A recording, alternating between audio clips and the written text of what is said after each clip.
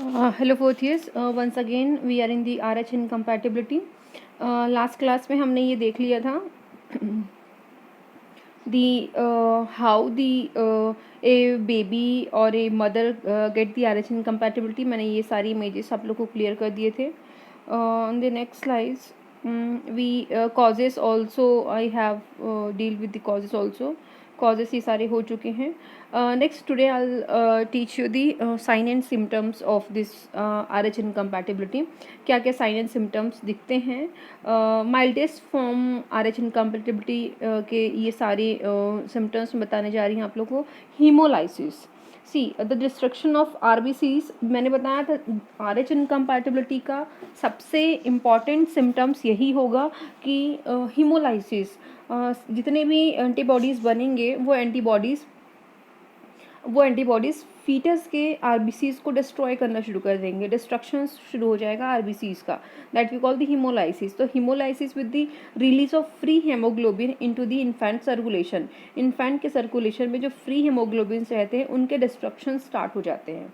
Understand? So this is the very commonest sign symptoms of this RH incompatibility. Next is severe. In the severe form of RH incompatibility, you will see the jaundice. Okay, see the patient of jaundice. This is the patient of jaundice. So in this baby, the all the hemoglobin is converted into the bilirubin. See the changes. कितना ज़्यादा yellowish you are able to see the baby, which cause an infant to become yellow completely. जो hemoglobin है वो bilirubin में convert हो जाता है. That is मतलब completely it converted into the yellow color. Okay, so the severe jaundice patient baby will have. Next is hydrophytalis, massive fetal red blood cell destructions. Fetal blood cells का massive form में destruction शुरू हो जाएंगे. It cause severe anaemia. अब blood ही नहीं रहेंगे, haemoglobins ही नहीं रहेंगे बेबी फीटस में, तो ऑब्वियसली ये सीवियर एनीमिया हो जाएगा बेबी को. फीटल हार्ट फेलियर होने के चांस रहेंगे. Death of infant shortly after delivery. Delivery होते से ही. अब ये किस इन्फेंट की बात कर रहे हैं हम? First baby of a mother was very fine, not at all issue. अगर सेकेंड टाइम वो कंसीव करती है तो उसके बेबीज़ में ये सिम्टम्स दिखेंगे. I am talking about the second. जब RH इनकम्पैटिबिलिटी फर्स्ट बेबी के बाद ही जब ब्लड मिक्सअप होगा, फीटस और मदर का ब्लड मिक्स होगा, तभी RH इनकम्पैटिबिलिटी होगी ना. उसके बाद का सिचुएशन मैं आप लोग को क्लियर कर रही हूँ. उसके बाद ये सारे प्रॉब्लम्स, ये सारे साइन सिम्टम्स अगर नेक्स्ट बेबी में आप देख रहे हो तो ये सारे साइन सिम्टम्स दिखते हैं. Okay. Next is total body swelling. See this baby. See this condition of this baby. Complete body swelling दिख रहा है. Respiratory distress if infant has been delivered. अगर infant delivered हो जाता है तो उसमें respiratory distress दिखने लगेंगे. lungs proper function नहीं करेगा. Circulatory collapse होंगे. मतलब बहुत सारी problems के साथ में baby डिलीवर्ड होगा, अगर होगा भी तो ठीक है. अगर ग्रो भी कर देता है तो वैसे तो 2-3 महीने मंथ ऑफ प्रेगनेंसी में ही डिस्ट्रक्शन शुरू हो जाते हैं. बट फिर भी अगर बेबी ग्रो करके आगे आ गए तो ये सारे एबनॉर्मलिटीज़ के साथ में baby will come in the outer world. Next is kernicterus, the neurological syndrome. Last class में मैंने बताया था kernicterus. It is a neurological syndrome in extremely jaundice infant, especially those with severe RH incompatibility. Kernicterus होने के chances रहते हैं जो infant और जो बेबी फीटर्स जो होते हैं जिनको सीवियर टाइप की RH इनकम्पैटिबिलिटी है, they suffer with this kernicterus. Okay. It occurs by bilirubin deposition into the brain. Central nervous system में बिलीरुबिन जो है वो डिपोजिशन शुरू हो जाता है. See the image. You are able to see the bilirubin start to deposit in the central nervous system. Okay, तो brain के टिश्यूज़ में डिपोजिशन शुरू हो जाता है बिलीरुबिन का. तो see the status of baby. This is the status of kernicterus. Okay. Next, it occurs several days after delivery and is characterized initially by loss of मोरो रिफ्लैक्स। अगर किसी किसी बेबी को डिलीवरी के बाद तुरंत ये प्रॉब्लम्स नहीं होते हैं तो उनको कुछ दिनों बाद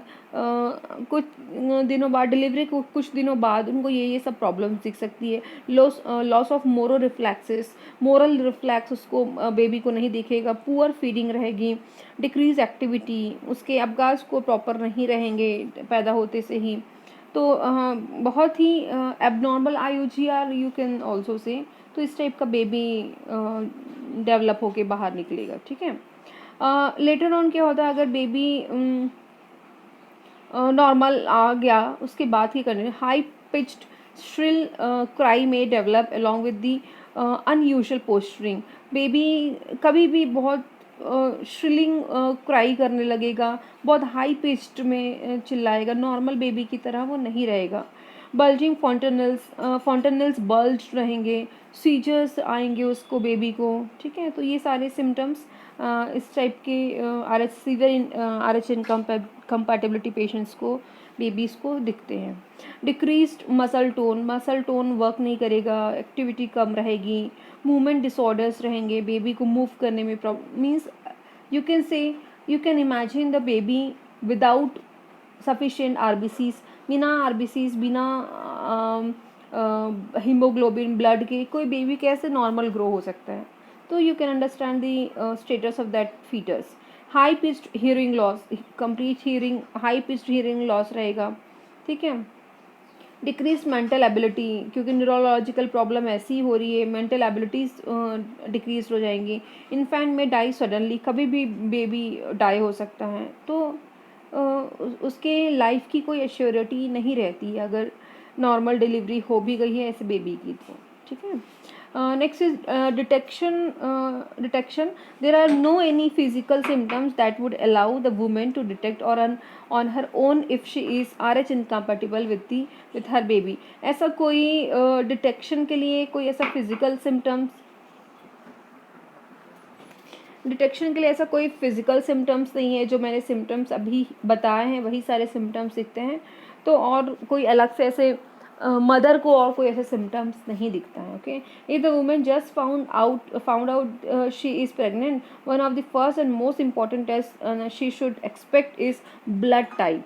आप लोग बोलते हो ना कि ma'am whether we should worried, whether should be aware. See the first and most important thing that you have to do after conceiving is blood type test। Blood type कौन सा है आपका, RH फैक्टर क्या है आपका, ये आपको पता होना चाहिए, okay. This basic test determines her blood type, RH factor, ये बेसिक चीज़ें हैं लेकिन आपको ये इंपॉर्टेंट है। जिससे आपके RH factors, RH blood type पता चल जाएगा। May play role in her baby's health, baby की हेल्थ के लिए आपको भले लग रहा है बेसिक है but it is play very important role for health of baby. So it is important to know this information early in her pregnancy. Blood test that will determine whether she is RH positive or RH negative is very important. समझे? Next is early diagnosis. In the case of early diagnosis, you will take the history of the previous blood transfusion। किसी ये इस type का आपको history collect करना है कि पहले बेबी को कोई ब्लड ट्रांसफ्यूजन हुआ है क्या। Next things I'll teach you in this next slides. Okay, thank you.